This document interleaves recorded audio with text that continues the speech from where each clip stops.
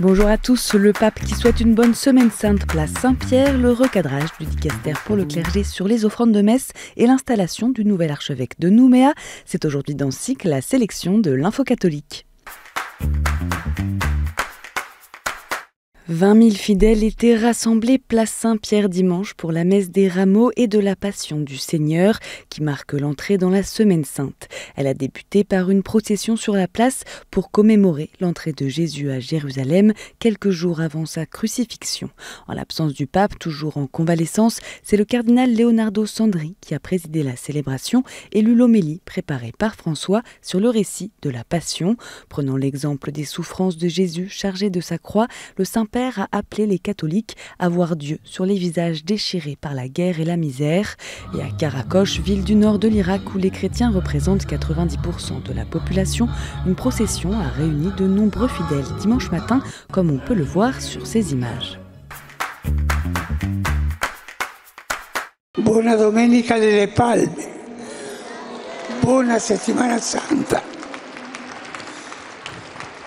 Bon dimanche des rameaux et bonne semaine sainte. À l'issue de la messe place Saint-Pierre, François a fait une longue apparition sous les applaudissements en prenant le temps de traverser les allées en fauteuil roulant pour saluer la foule.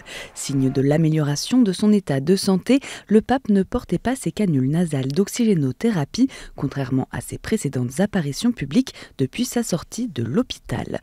François s'est ensuite recueilli au-dessus de la tombe de Saint-Pierre, puis devant celle de Saint-Pie X et enfin devant le monument en hommage à Benoît XV.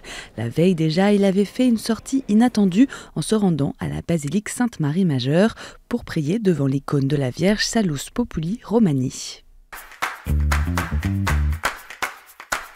Les prêtres ne peuvent accepter qu'une seule offrande de messe par jour et n'ont pas le droit de recevoir de l'argent pour une simple évocation d'une intention de prière.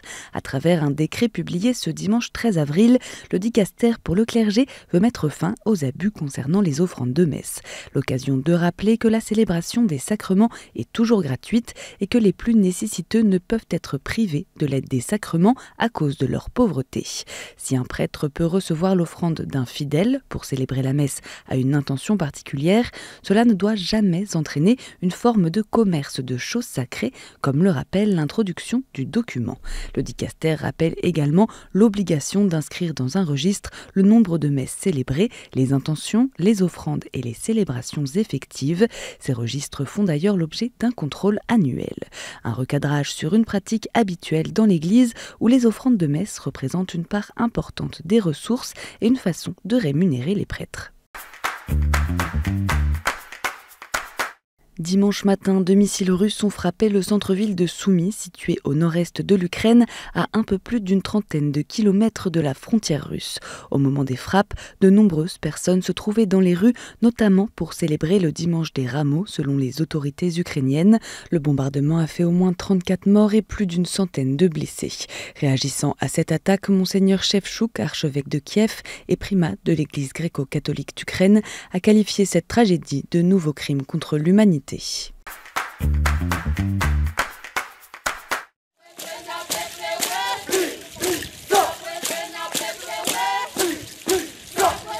Des danses traditionnelles kanaks pour accompagner ce jour de fête à Nouméa. Ce samedi, la Nouvelle-Calédonie a accueilli son nouvel archevêque, Monseigneur Susitino Sionepoe, évêque de Wallis et Futuna depuis 2019. Il avait été appelé par le pape François en janvier dernier pour devenir le nouveau pasteur de l'église calédonienne. Au cours de la messe d'installation, qui a rassemblé environ 2000 personnes dans la cathédrale Saint-Joseph de Nouméa, Monseigneur Sionepoe a reçu la crosse épiscopale des mains de son prédécesseur, Monseigneur Michel-Marie Calvet, resté archevêque de Nouvelle-Calédonie pendant plus de 40 ans.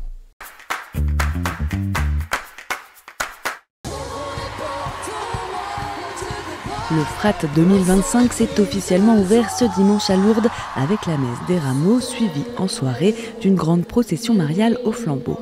Plus de 13 500 lycéens sont réunis du 12 au 17 avril pour ce grand pèlerinage qui rassemble tous les 2 ans à Lourdes les jeunes des aumôneries d'Île-de-France. Une participation historique depuis la création du FRAT en 1908. Jusqu'à mercredi, les jeunes sont invités au creux du rocher, éclairés par les figures de Moïse et du prophète Élie, à travers travers des moments de louange, d'adoration, de célébration, d'ateliers, le tout dans une ambiance festive que l'on connaît bien au Frat.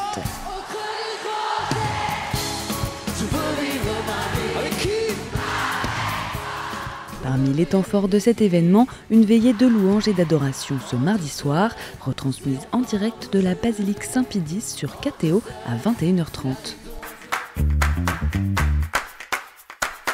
Et en bref, ce week-end s'est tenue l'édition 2025 du Pélé du Puy. Comme chaque année, il a rassemblé des jeunes de 18 à 35 ans venus des différents diocèses de la région Auvergne-Rhône-Alpes.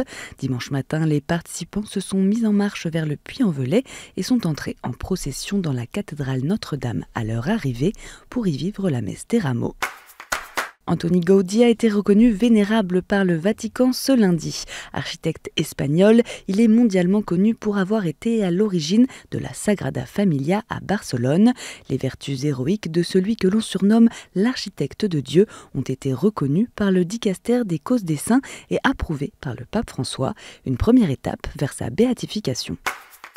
Comme chaque année, des milliers de fleurs venues des Pays-Bas vont recouvrir la place Saint-Pierre pour Pâques. Une composition de près de 170 mètres carrés, soit près de 80 000 fleurs, sera installée sur le parvis. Cette année, la renoncule est à l'honneur à l'occasion du jubilé de l'Espérance, car ces pétales aériens symbolisent la joie du voyage empli d'espérance.